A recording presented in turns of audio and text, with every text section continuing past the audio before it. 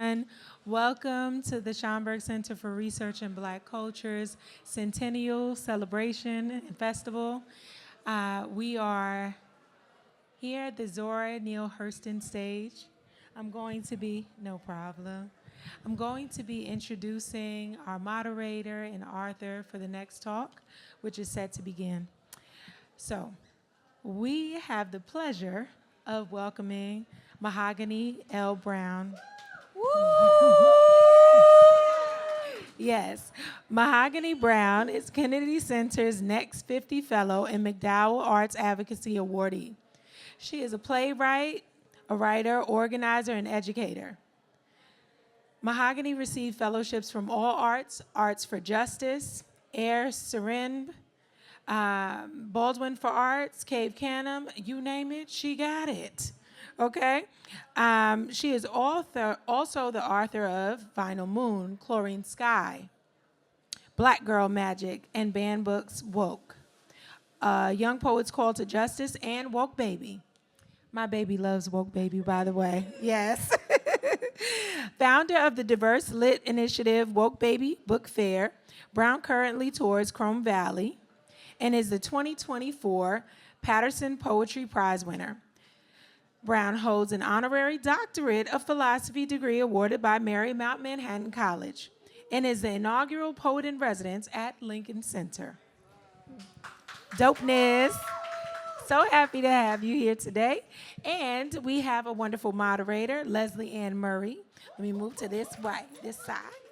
We have Leslie Ann Murray, who is a fiction writer from TNT, Trinidad and Tobago, and a citizen of East Flatbush. Now this part got me. A citizen of East Flatbush. You know Brooklyn people.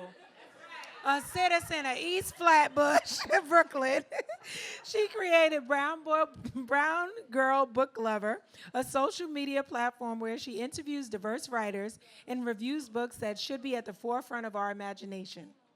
Leslie Ann is working on her first nonfiction essay collection, This Has Made Us Beautiful, about incarceration, race, immigration, education, and the overwhelming impact of these political forces on herself, the boys and men in her life, and the women in her community. She has been published in Poets and Writers, Zone 3, Plowshares, Blackbird Journal, Adroit Journal, The Rhombus, The Audacity, and Salamander Literary Magazine. Please welcome Leslie Ann Murray. Hello, everyone. And so I just want to remind our audience that after the reading and the discussion, you'll have an opportunity to ask questions. And also afterwards, you can go into the lobby, which is around the bend here, so that you can get your book signed. And so A Bird in the Air Means We Can Still Breathe is available for sale in the bookstore.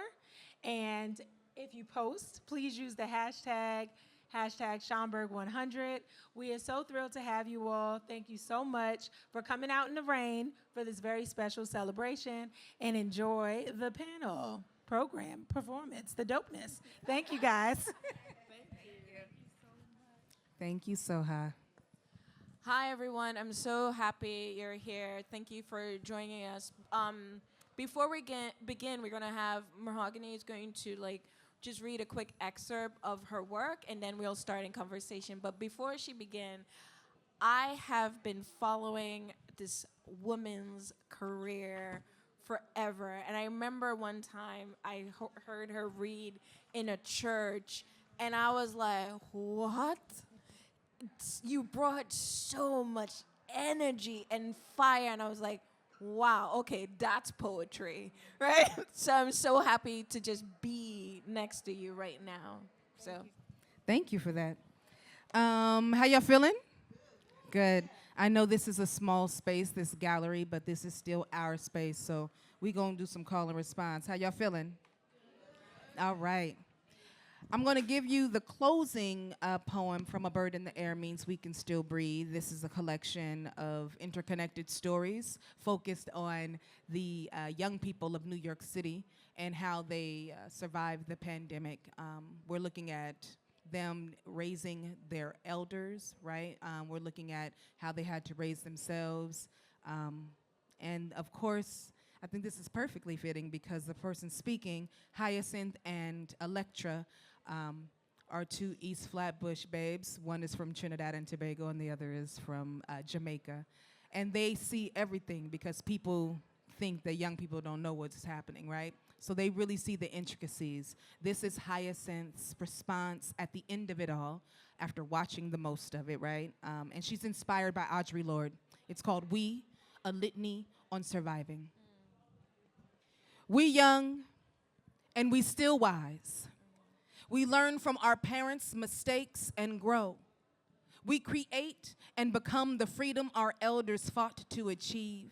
We dream in color and we believe in science. We climate justice. We trans rights. We women's rights. We immigration rights. We anti-war. We poverty abolitionists. We love without borders and beyond binaries. We able-bodied and disabled. We mental health day and debrief. We pass the plate and lift while we climb. We laugh without cutting one another down. We not the mean and bully brigade. You can sit at our table.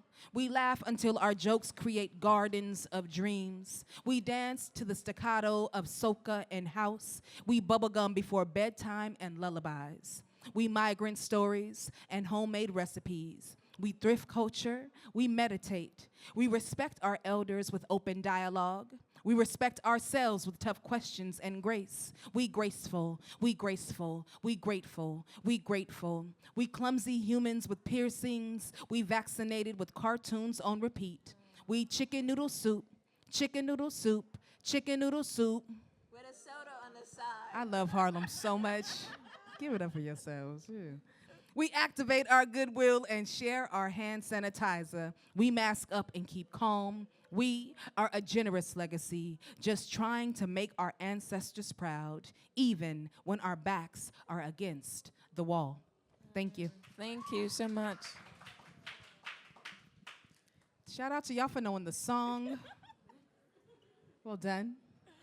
Okay, so when we were in the green room, I was just reading Mahogany some lines from her book because I just thought like, whoa, how did you think about that? So I'm just gonna read like 2 or 3 lines and then I want us to talk about it, right? So here's this one line. Have you ever smelled water that sat in itself, no place to go for weeks? I just love that line. Have you ever heard an earthquake marry a tornado?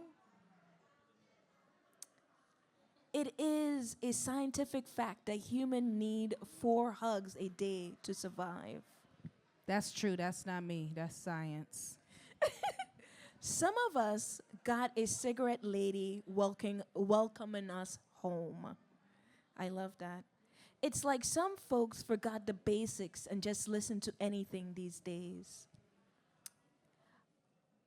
I just want you to talk about how do you craft beautiful sentences like these? Well, I read a lot. My library is a bit scary, but I am a bibliophile, and I think that if we are writing, we are constantly engaging with art and not just what we are creating, but the world around us. If I'm honest, I also find a lot of amazing language from reality TV. Real Housewives chain. I love that. As a franchise, they just say so much wildness that I'm like, yes. Now what they do is different. I mean, obviously, but there's other effects. There's results of that kind of behavior, but some of that language is just things that I kind of forgot about.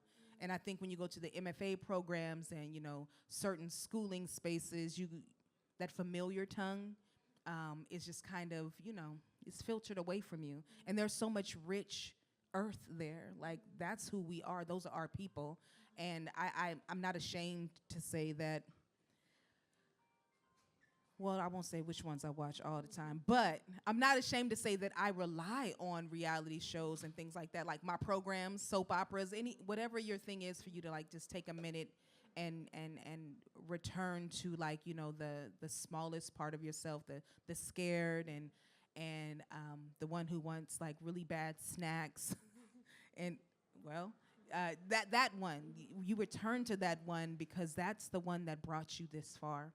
So I try to feed that, like that small, that small part of me. And if I find myself starting to talk like it regularly, then I'll turn it off. I'll turn off the TV, because I've gotten there too, where I started just sounding like baddies from the South.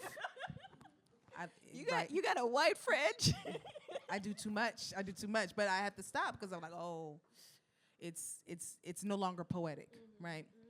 So I'm learning that everyday language is where I find, the most gems and the jewels. Listening to old discussions and podcasts with elders, that's some of the best language. You may see that TikTok trend going around where they say, what did old people used to say? What did your elders used to say that now is like the truth? And someone said, at the end of the day gonna end. If that is not a poem, that's the riddle, right? At the end of the day gonna end. Like, you're so cute. But word, so I'm like looking for those morsels, always searching for those morsels. And I think that is what comes back to me when I return to the page. That first line I read about like smelling the water, like I just love how you just bring like senses and sight into that. Like we all can be there in that language when you're like, when I read that line, and I just really love how you just located us into that.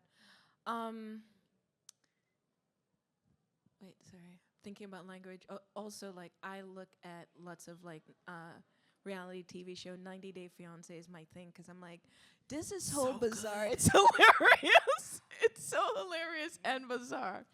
I'm thinking about your book, and I'm thinking about how like a lot of writers, especially like Black writers, are like really processing and thinking about the pandemic through their art. And I think it's really important for us to like really talk about this moment through our lens. Like, can you just talk about like why was it important to write this, but particularly from a young people's POV? So when I started writing the first couple of chapters, it starts off as fantasy. And that was because I caught COVID March 2020. So I was in the first, when they said, streets shutting down and don't go to work and just walk. I caught COVID during a walk. And there was no vaccine. The doom scrolling was on alert, and everybody was afraid. And the fever pitch really gave me some of those visions. But not just by itself, it's like also what we saw on TV, right? The kinds of things that, I think at one point we saw a tank, going down the street, like down a residential street. And when I was done being sick, like at that point, I was able to get out of bed and finally started walking. Within 2 more weeks, I walked outside, and that's when I started seeing the refrigerators that held the bodies of those who had transitioned. And I just could not let that moment pass without me saying what it was. So while it started off as fantasy, it then became this like surreal real life that I was watching. And I didn't want what usually happens during really tough times. What I didn't want to happen was for us to forget the excruciating unknowing that you had to sit with and sleep with and dream with and drink with. Like we sat in that for years. Even some of us are still now. If you are immunocompromised, it's never gone away, that fear. And for me, I had to write it so that our young people wouldn't forget, so that we did not dilute it and make it seem like, oh, it was just a thing that happened. It was a cough and now we're good. No, millions of people died. Hundreds of thousands of people left my neighborhood, right? Like Brooklyn became a ghost town. New York City, Manhattan, there was a time when you could not walk through Times Square without feeling like cattle. And then I went there with the car and I was like, this is like the dawn of the dead or end of days. I didn't want to forget that. So writing it for young people felt like the most honest thing to do. And it would allow me to not only talk to them plainly, but it would also allow me to give them a blueprint, because they were the ones who really gave up so much of their livelihood so that the rest of the world could, have a chance. they missed homecoming, they missed graduations. Like if you think about a teenager, think of who you were without homecoming, without a football game, without a first date. Who would you be without knowing that part of, the recess? Like we don't know that anymore. All they know is I'm canceled online, and so I can never go out again, right? They don't have the building blocks anymore. It's just not possible. We have to start from scratch in a way. So I wanted to offer something, some toehold to our humanity, even if it's humanity past. Thank you for saying that. And like when I'm reading your book, I felt a deep sense of grief because I went through that moment like everyone else. I felt survivor's remorse. And also, I started to understand the moment on like a teenage point of view because everything is closing in, right? And like, I'm wondering, and I've asked panels this, like, how are you writing about this grief and this pain and being able to like separate so you don't get overwhelmed with it? And for me, when I was reading the book, I had to like put it down, just because like I remember those things, and I think in our culture we are consciously trying to forget it. Yes. There is a quote I'd like to bring in the room, or at least an idea from Sarah Jones, who said, "We are suffering digital dementia." Digital dementia, where you can look at something, you scroll, and you forget about it a couple of minutes later, right? And when I think of grief, I kind of think the only way I was able to get this far along in my life is that I was able to store grief until COVID. And then I had to sit with all the things I was running from. There was no more busy. You can't be that busy no more. You got to sit in that shadow and deal with the feeling of abandonment and deal with the feeling of inadequacy.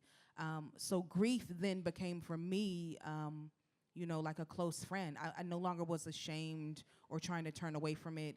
I allowed, the stillness of the hurt to exist without it taking me out. And a lot of that had to do with a healthy news diet, which I'm still practicing because the news cycle is wild. But not doom scrolling, not falling victim to, all of the what ifs and the it'll never happen for me's, because obviously history. So I just had to figure out how to make space for the grief, especially because I was, grieving alongside a country before I ever had to turn inward and, start recognizing that we were losing family members to the complications of COVID. And, the cigarette lady she's gone. You know what I mean? Like those people actually left. They were there and then they weren't. So I had to really make space for the grief as if it was not something that was trying to take me out, but something that was trying to remind me of what made me. I love that, make space for the grief. I think that's just like how we should live our lives. I was, when COVID happened, I was like living in the middle of nowhere, literally. There was like one store and it was a post office and a pizza place. That's it, right? And then I moved to New York. And so when people were saying like, oh, I had to sit with the grief, and because I was like sitting with grief for years, right? So I moved here and it was different. But this week I was upstate and it was quiet and I was just working. And because I'm going through so much, I couldn't sit with the silence. I was just like, I need to come back to New York ASAP, right? Like, I need to hear the noise. I need to hear my neighbors. And like, but I really think it's really important to sit and just so you can like really digest and really understand yourself. And I'm thinking about young people because like, especially young people in this right now, they're not sitting with anything. They're just like scrolling. They're just engaging. And now you have to sit. And also like in your book, there's this young person who doesn't even have to dealing with the grief of COVID, yes, but dealing with the fact that his father is incarcerated and dealing with the fact that his mother is, dating a very like abusive man. And like all these things are piling and piling and piling. And I just want you to talk about like why did you craft it like that? What do you want us to learn and feel from this pile up for everyone in general, but especially young people?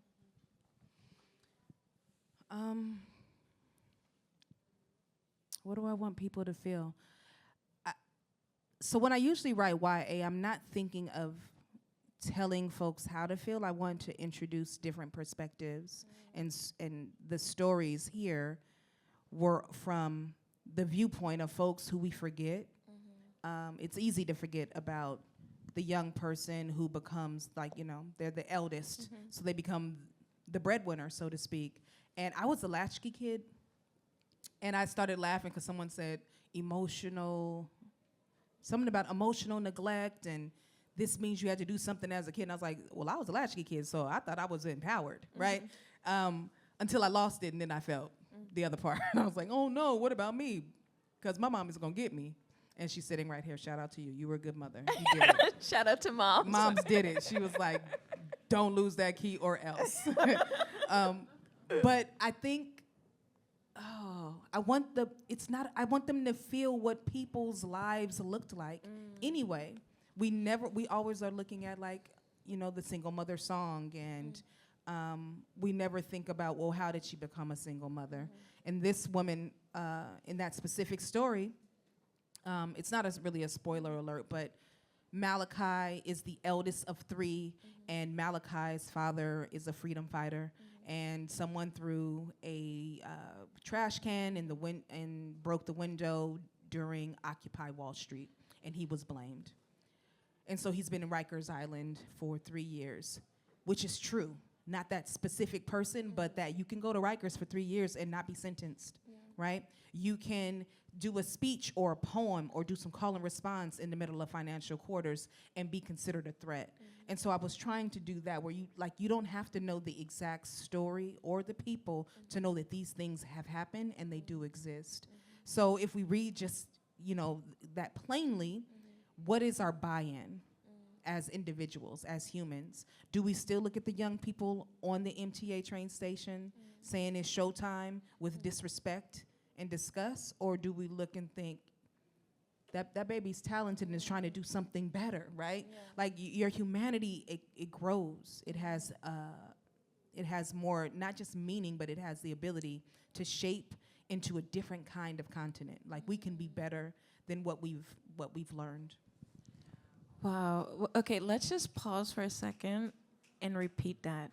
Your humanity can shape into a different kind of continent. Yo, that was deep. When you said it back, that was nice. That girl good.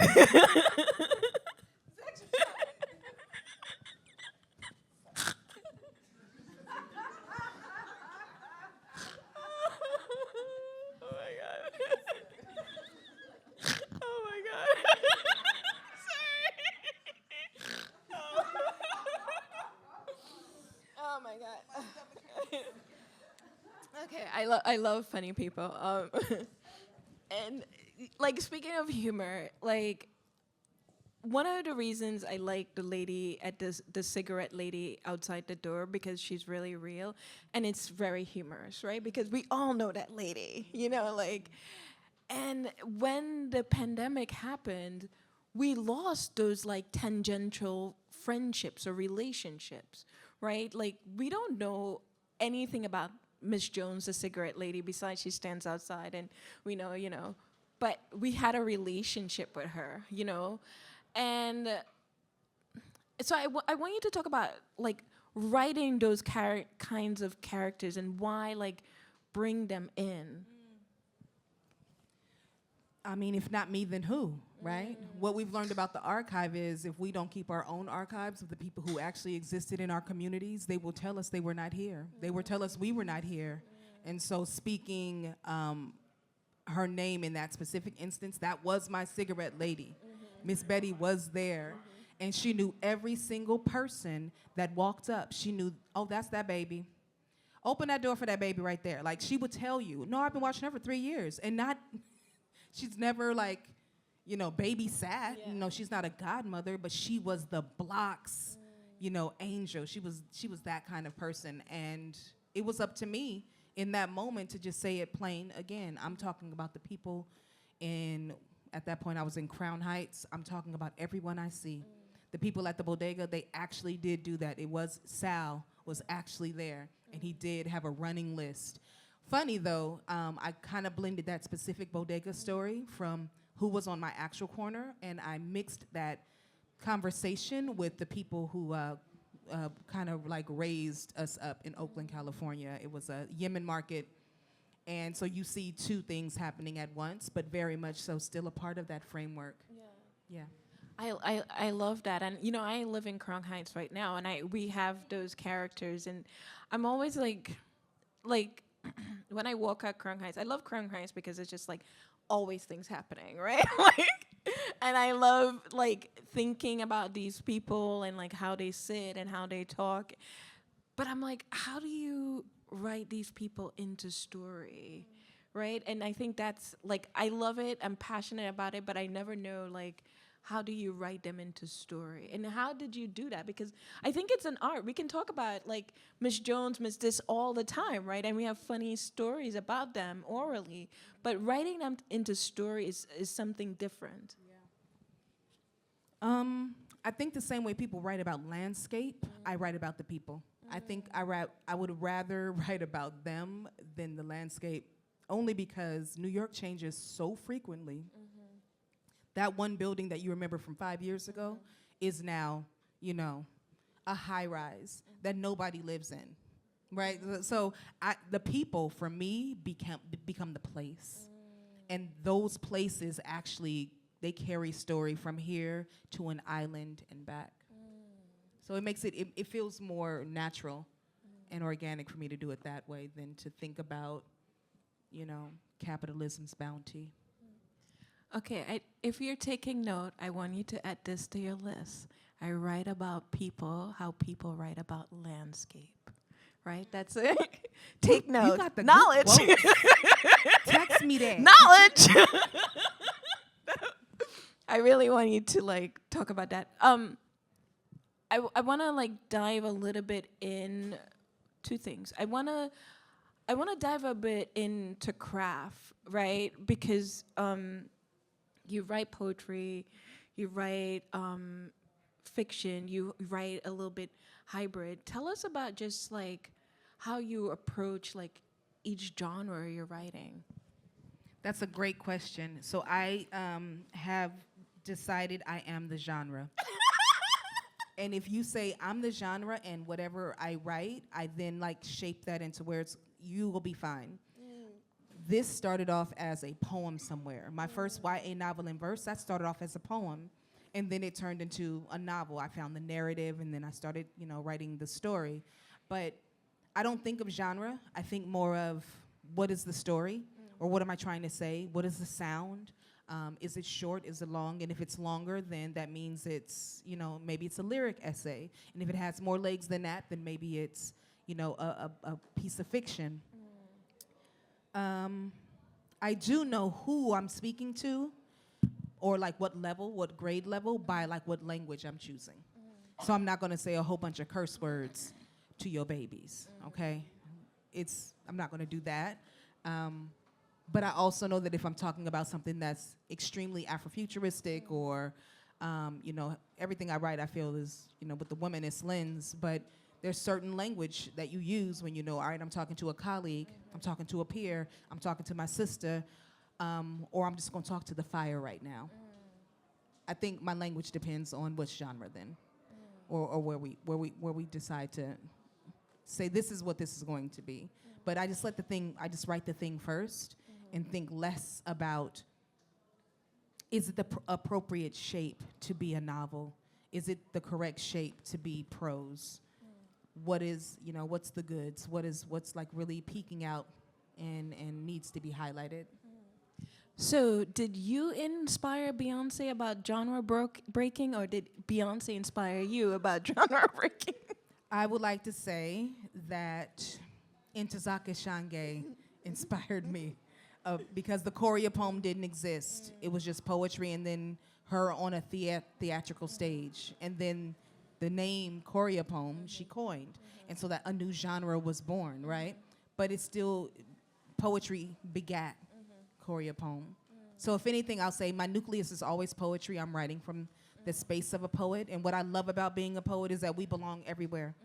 Poets can write poems that become commercials.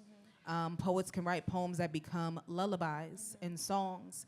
Poets can write poems that become a play, which was optioned for Steppenwolf and just won an award. So anything that I do, when I touch it, poetry is the nucleus of that. Well, how did you become so confident for just saying I am the genre? Like, because I think that's some confidence you have to have and really believe in yourself. Like, Yeah, because I don't believe in white supremacy. Once we don't believe in that, then there's nobody that can tell us whether we belong, what we're saying is right or wrong. I came up reading poems in 4th grade. James Weldon Johnson was my very first poem that I read, memorized, and got 2nd place at the oratory competition. Thank you very much.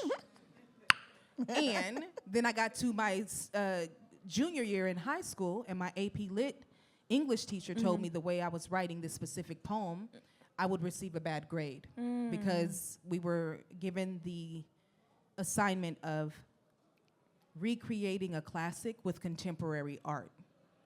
And I chose Dante's Inferno, and I recreated that piece of art with NWA lyrics. I thought I was killing it.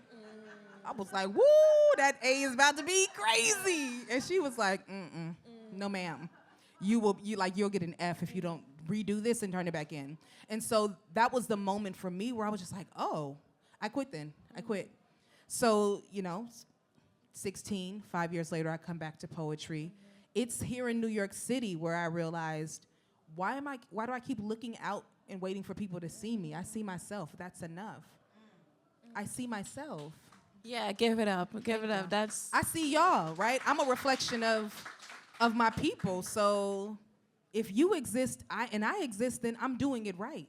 Whatever I say, like as long as I'm really invested in knowing how to say the thing so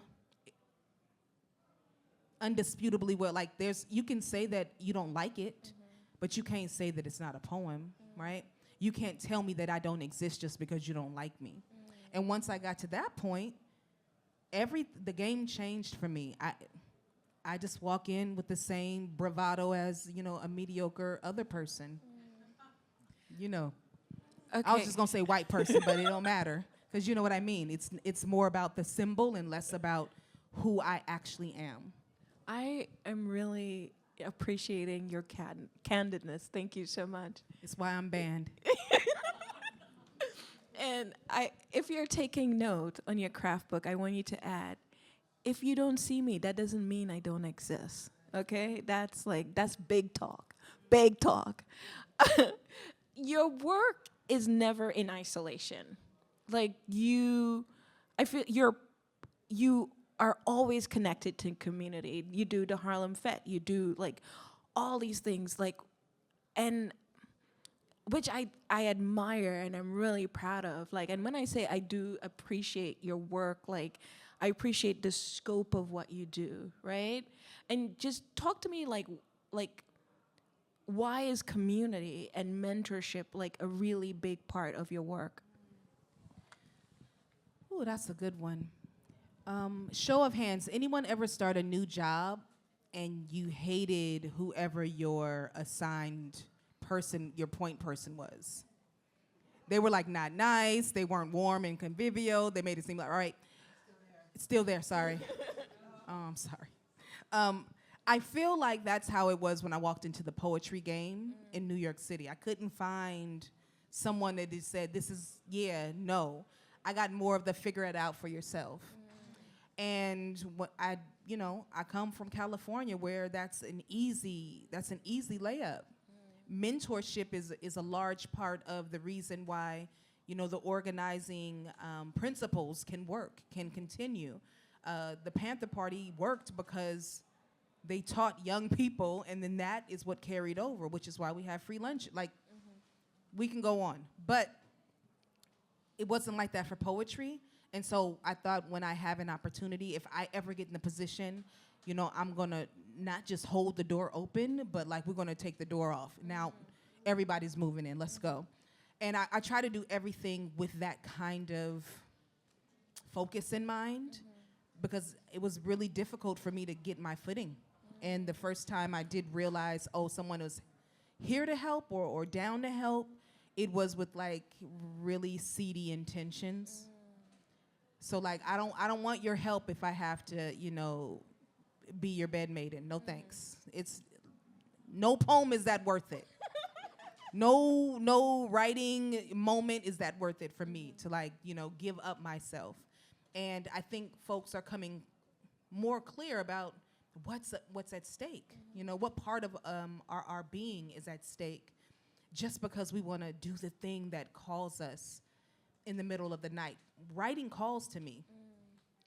The fact that you keep saying, oh, write this down, that's a writing feeling where you're like, no, I can't forget this moment because it's going to take me to another thought in which I've been trying to make that, not make it known, but like make it smooth, make it like the worry stone. I'm always walking around trying to figure out how to pull together language about just me existing and wanting to be and wanting to love. And I have to do that and fight against someone who believes that, oh, if it's too revolutionary, then we shouldn't have it in schools. How is love revolutionary? I know how. Because you can't sell me shit. If I love myself, then you can't sell me nothing. And if my kids love themselves, then you can't sell them nothing they don't want. And I know that is the biggest issue, is that when we get into our Tulsa, Oklahoma, we become, citizens of ourselves, then we are a larger threat, and we're not just, customers. Wow. Give it up. I'm going to open it up for questions, but again, because we're being schooled here, we're in class, and write down citizens of yourself, because that's a beautiful line. And then you can take all these lines and create your own poem. Okay, homework. Okay, we're going to open it up. Thank you so much. Oh, my God, this is so gorgeous. Like, thank you. I love it. I answered the questions already. You shut it down. Now we can talk about reality TV. No, I'm joking. Okay, Nene Leakes or Portia Williams? Go. Nene, of course. Okay. Nene Leakes or Kenya? Nene, like, Nene has the best lines. Like, Nene's a writer. Like, all right, Potomac Housewives or Miami? Potomac. Good. Potomac. Why is my mom upset? Potomac, obviously, like we watched. Fair, good. Yeah. Any questions? Okay, go for it. So you said that basically in that other region of the nation, you felt like it was an easy layup to just come right out and speak about the revolution and be a poet and be yourself. Have a community. Be accepted, embraced, and welcomed, right? And it's so funny because people come to New York for like the arts. So when you got here, I guess what I'm trying to say is like, did you feel that you were just like an outcast just based upon the fact that you were from Oakland and you just had a different mindset? Or because you wanted to embrace what you truly believed in your heart, like you said, you wanted to pour into the poetry with love, but just in a different way? And did you feel like it clashed with the New York culture? Or did people here just didn't get you? So what I love about New York, you're right, this is one of the best art scenes in the world, period, full stop. And it was here, I came here for a summer internship at XXL Vibe and Honey. Well, XXL and Honey. And then I did freelancing for other stuff. But in that moment, when I was like, how do I become an artist? New York had it in the bag. This is here are all the stages.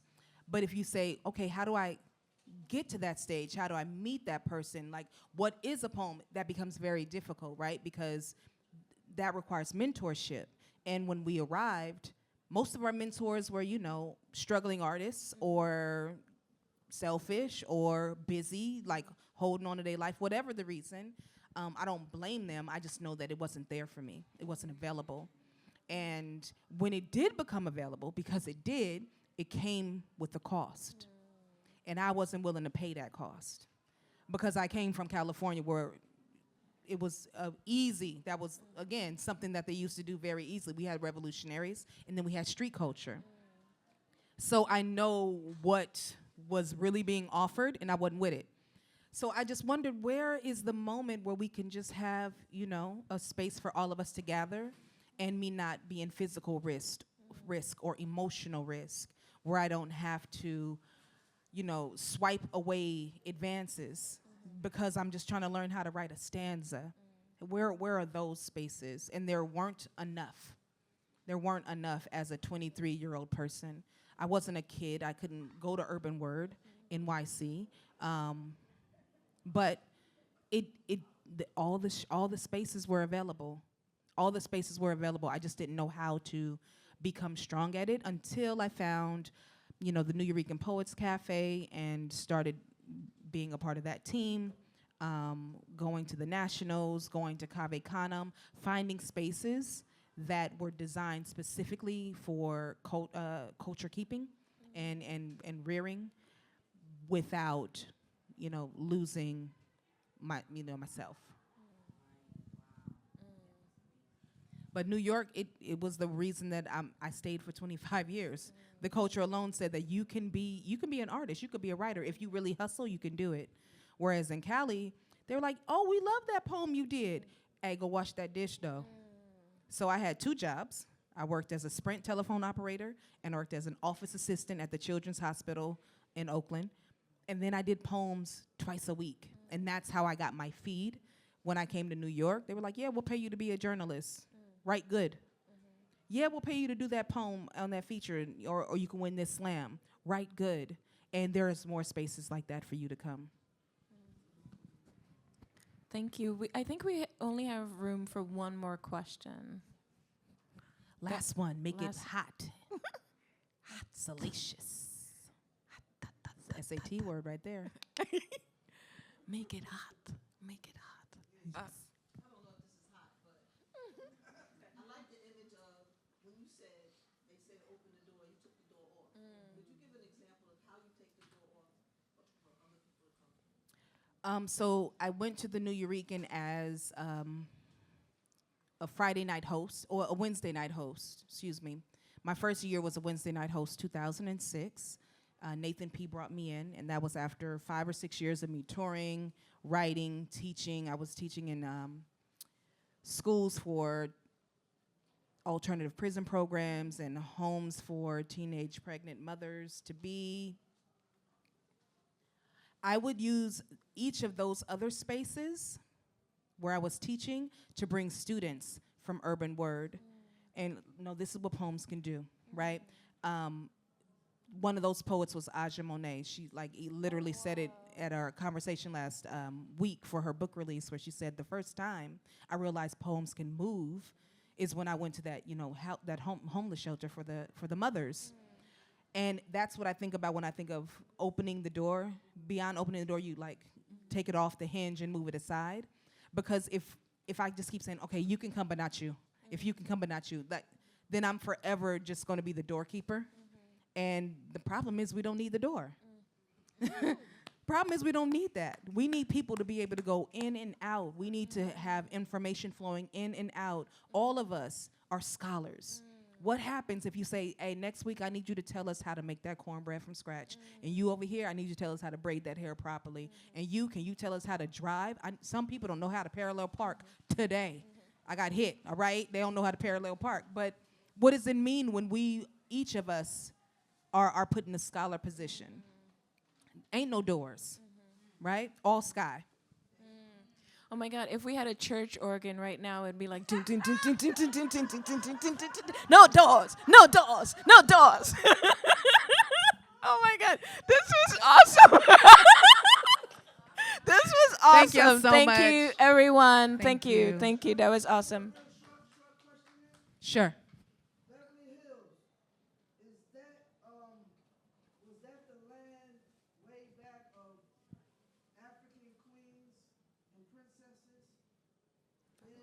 Beverly Hills, Los Angeles, California, Beverly Hills?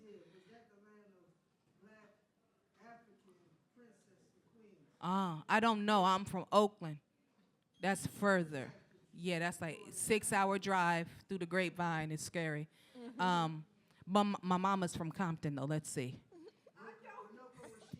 Okay. Renoka.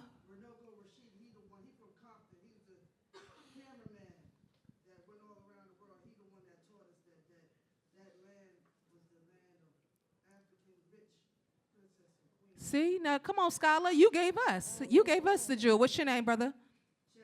Thank you, Chaz. Give it up for Chaz. Now we got something to look up. Oh, thank you. I might have to put that in the poem, Chaz. Don't play with it. Thank you. Thanks, y'all. Peace.